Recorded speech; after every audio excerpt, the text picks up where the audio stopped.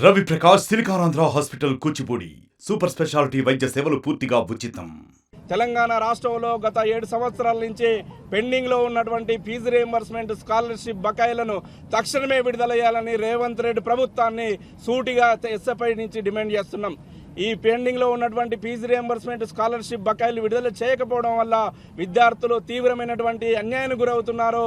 పై చదువులు చదువుకోవడానికి యాజమాన్యాలు, ప్రైవేటు కార్పొరేట్ యాజమాన్యాలు సర్టిఫికెట్లు కూడా ఇచ్చేటువంటి పరిస్థితి లేదు. ఈరోజు చదువుకోవడానికి కానీ లేదంటే ఏదైనా ఉద్యోగం చేయడానికి కూడా చదువు పూర్తయిన తర్వాత కూడా సర్టిఫికెట్ తీసుకునేటువంటి పరిస్థితి లేదు. ఈరోజు గత 10 ఏళ్ల టీఆర్ఎస్ ప్రభుత్వ పాలనలో విద్యారంగం మొత్తం పూర్తిగా ధ్వంసమైంది. రియంబర్స్మెంట్ స్కాలర్షిప్ బకాయిలు విడుదల చేయడంలో తీవ్రమైనటువంటి జాప్యం చేశారు. కొత్తగా వచ్చినటువంటి ప్రభుత్వం మాది ప్రజాప్రభుత్వం, ప్రజల ప్రభుత్వం, ప్రజలు ఏం కోరుకుంటే అదే చేస్తామన్నటువంటి రేవంత్ రెడ్డి ముఖ్యమంత్రి గారు మీరు వచ్చి అధికారంలోకి వచ్చి 8 నెలలు అవుతుంది. ఎందుకు విద్యారంగంలో ఉన్నటువంటి సమస్యలు పరిష్కారం చేయట్లేదని మేము అడుగుతున్నాం.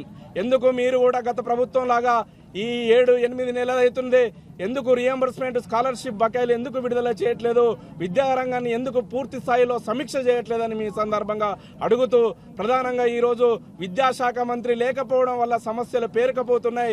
మీరు ముఖ్యమంత్రిగా ఉండి అధికారాన్ని కాపాడుకోవడానికి ఇతర ఎమ్మెల్యేలు కొనుక్కునేటువంటి పరిస్థితిలో ఉంటే ఒకవైపు విద్యారంగంలో అనేక సమస్యలు ఉన్నాయి. రియంబర్స్మెంట్ స్కాలర్షిప్ బకాయిలు లేవు. సంక్షేమ హాస్టళ్లు చాలా అధ్వానంగా అనాథ కేంద్రాలుగా మారినటువంటి పరిస్థితి ఉంది. గురుకులాలకు సొంత భవనాలు లేవు. సమస్యలు మొత్తం సమస్యలు కోకొల్లలుగా ఉన్నాయి. ఈరోజు విద్యారంగం ఒకవైపు ప్రైవేటు కార్పొరేట్ విద్యా సంస్థలు యథేచ్ఛంగా ఫీజుల దోపిడీకి పాల్పడుతుంటే ఫీజుల నియంత్రణ చట్టం తీసుకొస్తామని చెప్పినటువంటి ముఖ్యమంత్రి మీ మాటలు ఏమైనాయని ఈ సందర్భంగా అడుగుతున్నాం. అందుకే ఎస్ఎఫ్ఐ ఆధ్వర్యంలో 33 జిల్లాల్లో కలెక్టరేట్ కార్యాలయాల ముందు నిరసన చేస్తున్నాం.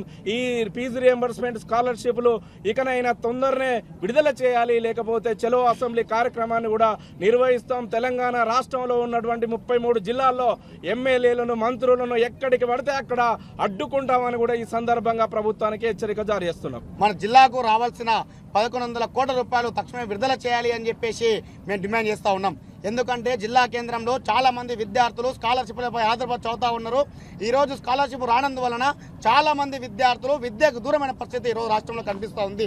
మేము ఒకటే చెప్తా ఉన్నాం ప్రభుత్వానికి, ఒక విద్యార్థి చదువు కోల్పోయిండు, చదువు లాస్ అయ్యిండు అంటే అది విద్యార్థి తప్పు కాదు, ప్రభుత్వానికి తప్పు అని చెప్పేసి మేము తెలియజేస్తా ఉన్నాం. తెలంగాణ రాష్ట్ర వ్యాప్తంగా ప్రతి సంవత్సరం 14 లక్షల మంది విద్యార్థులు స్కాలర్షిప్కి అప్లై చేస్తూ ఉన్నారు. సంవత్సరానికి 3000 కోట్ల రూపాయలు ఇవ్వాల్సిన అవసరం ఉంది. 2019 నుంచి 2024 వరకు అంటే దాదాపుగా 6 సంవత్సరాల కాలం పాటు స్కాలర్షిప్ ఇవ్వలేని పరిస్థితి. మేము ఒకటే డిమాండ్ చేస్తూ ఉన్నాం, తక్షణమే స్కాలర్షిప్ విడుదల చేయాలి. విద్యార్థుల భవిష్యత్తు నాశనం చేయకుండా ప్రభుత్వం చొరవ తీసుకోవాలి.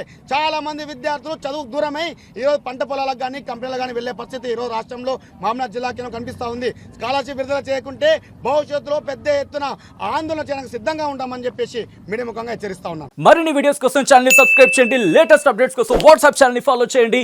అండ్ లింక్ డిస్క్రిప్షన్ లో ఉంది.